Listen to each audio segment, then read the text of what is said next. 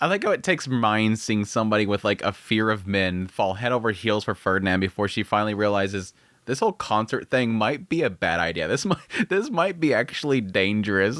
Like Wilma just goes crazy the moment that she sees Ferdinand and just starts like printing out images of him. Like she probably made a full on animation. Like this is like key arts in betweens everything. Like you could probably flip that sucker and it's probably like a full on episode of an anime. She just went crazy.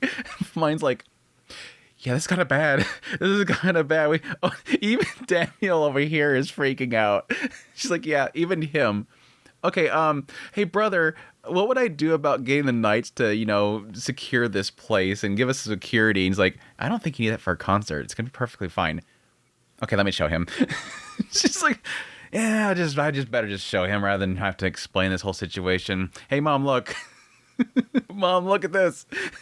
There's gonna be a lot of girls doing exactly this. Yeah, mom, chill. Mom, chill.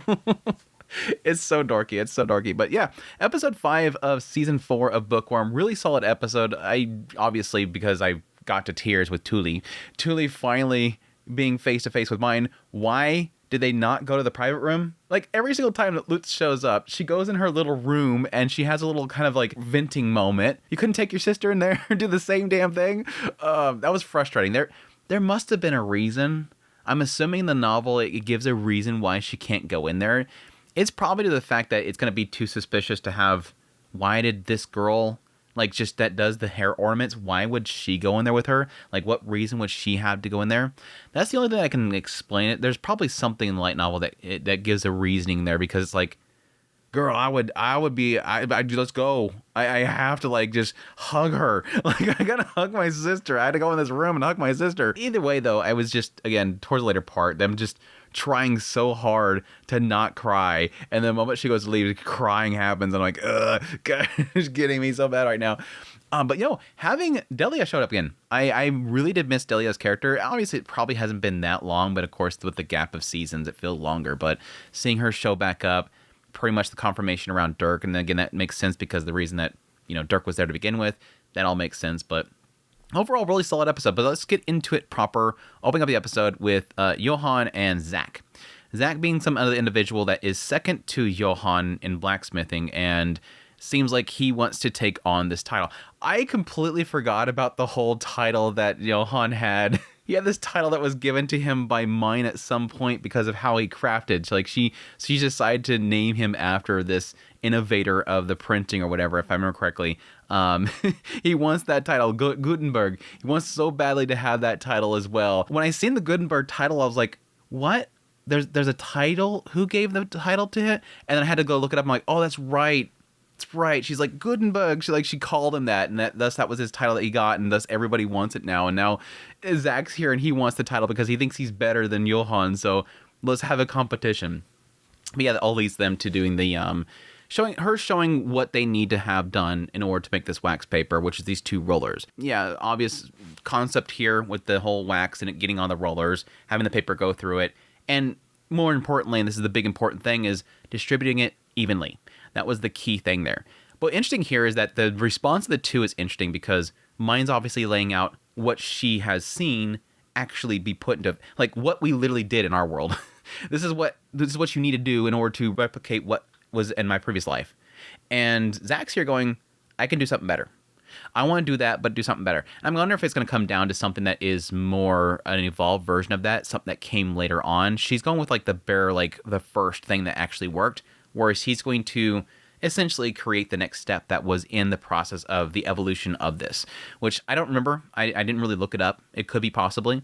But either way, it's really cool. But we see at the very end is that, yeah, this entire thing is Zach saying that he wants to do something better. I can do something better. It does sort of give credit to Zach and the idea that he immediately thinks of something to improve it. He's not just thinking of copying this thing.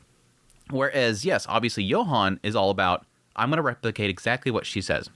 I'm going to trust that she knows what she's talking about. I'm going to make what she says to make. I'm going to make her happy. She wants this. I will make that. It will make her happy.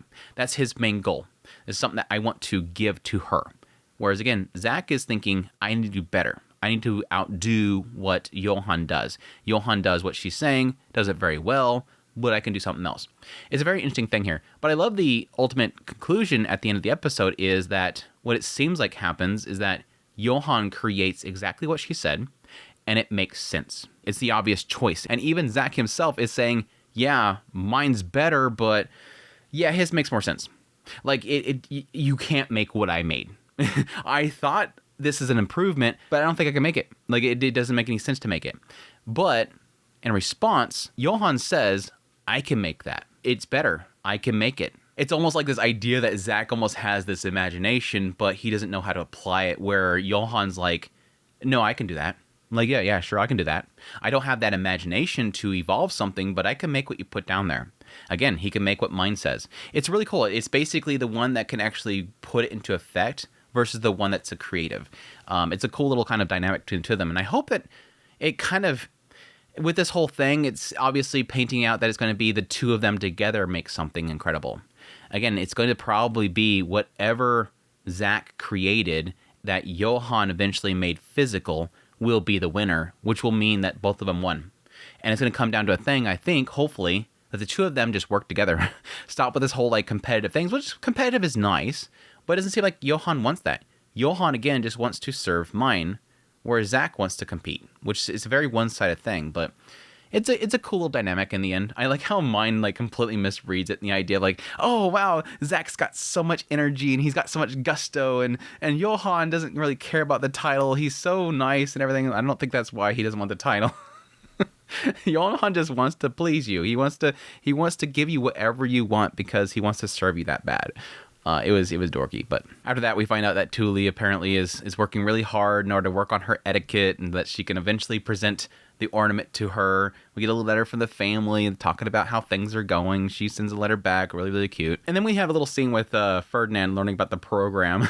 Like, yeah, it's a program. It talks about what's going to be in there. It has the lyrics about what you're going to be singing. And yeah, it's going to have a picture of you on the front. Yeah, you don't need a picture of me on the front. It's unnecessary. Yeah, you're going to have a picture of you on the front. She's like, no. It's going to have you on the front. It's part of the promotion. We have to do this. But interesting after here is we get to find out that, yes, Elvira wants to come to the cathedral, which, yes, stating once again, this problem that the cathedral itself has, that a lot of people on the noble side doesn't really like it. Again, Bridget was like one of the few people, the few knights that was going to go with mine to come to here and serve her. So having somebody of the status that Elvira has is unheard of. Even Ferdinand's like, there's no way in hell she's coming here. Yeah, she's going to come here because she's a part of this project. She wants to come here because of what we're working on. The cute thing was that, yes, eventually when we do have them show up, there's like this sense that they're not there for the reason that mine thinks that they're there for. Like, the moment they arrive, you do see Elvira and she's looking at the gray robes. It does imply that right off the bat that Elvira is looking at things. She's noting what's going on around her. She's looking at who's serving around mine. This whole thing, yes, it's partly about Ferdinand wanting to see him, like mine believes. Oh yeah, she's here to see Ferdinand. She's totally geeking out with him already. Yeah, she's here to see the artwork. She badly wants that artwork. She wants to see how that whole process is going. She's going to snag herself a copy of the artwork. But in the end, what does she say to Ferdinand? Everybody's well behaved. Everything's clean. Everything's tidy. It's not playing what she believes. Again, everybody doesn't like the cathedral. And a lot of it seems to be stemming around the fact that there's going to be a lot of commoners there. The gray robes. There's a lot of commoners there. It's going to be filthy. It's going to be stanky. It's not a place for mine to be. She came there because she was concerned about mine. Yes, she wants to do all the other stuff, but she knows that mine has to be there right now, and she's concerned for mine. I love that, like, subverting what mine believes there and really kind of establishing, yeah, even though it was very brief, Elvira does love mine. And I do kind of wonder if, again, we had kind of a lot of time jumping happening. It seems like it's trying to pace through a lot of this stuff very quickly. It kind of makes me wonder just how much time they actually spent together.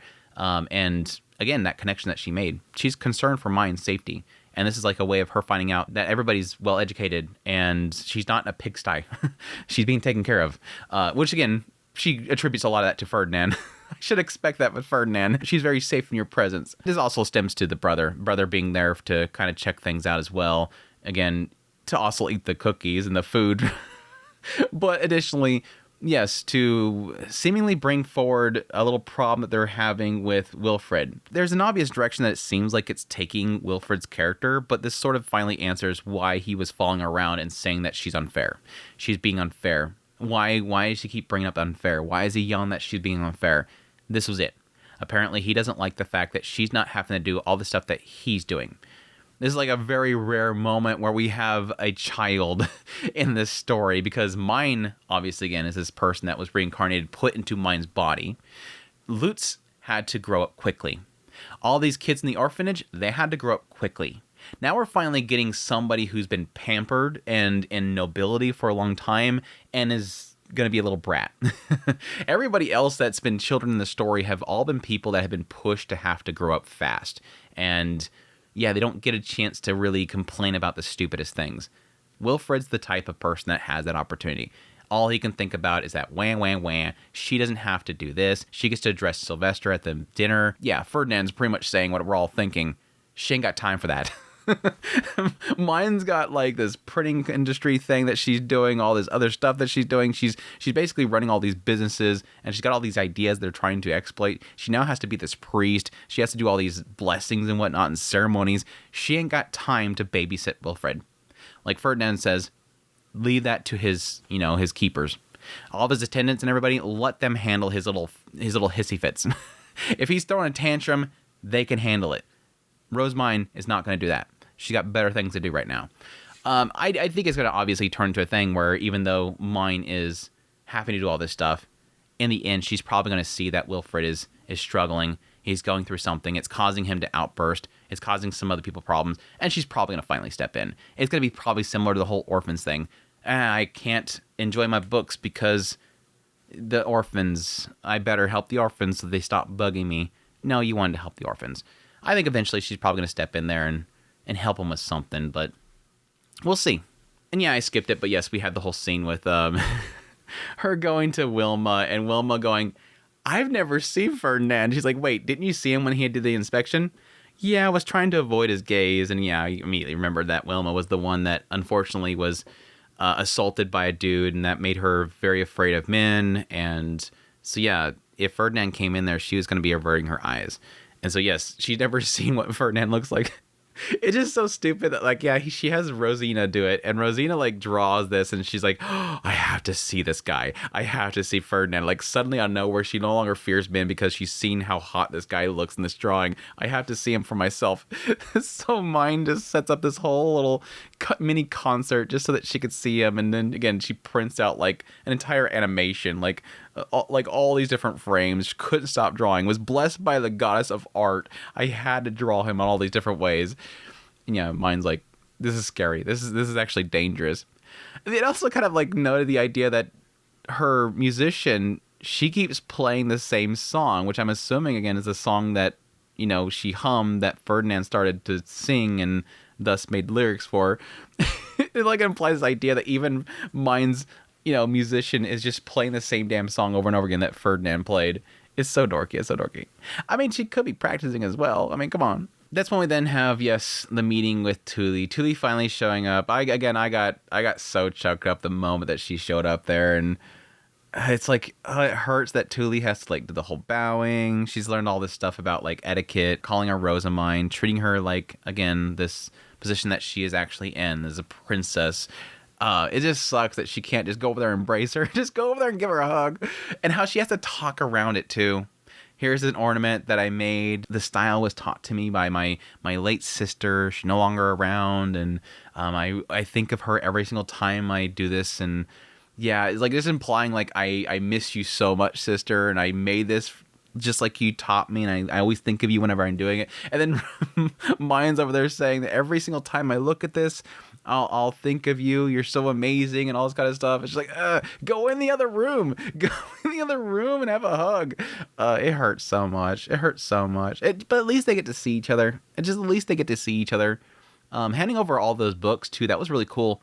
Giving her sister reference material. Again, because she's hoping to have her sister, craft all of her outfits and stuff like that. Giving her all this work and everything.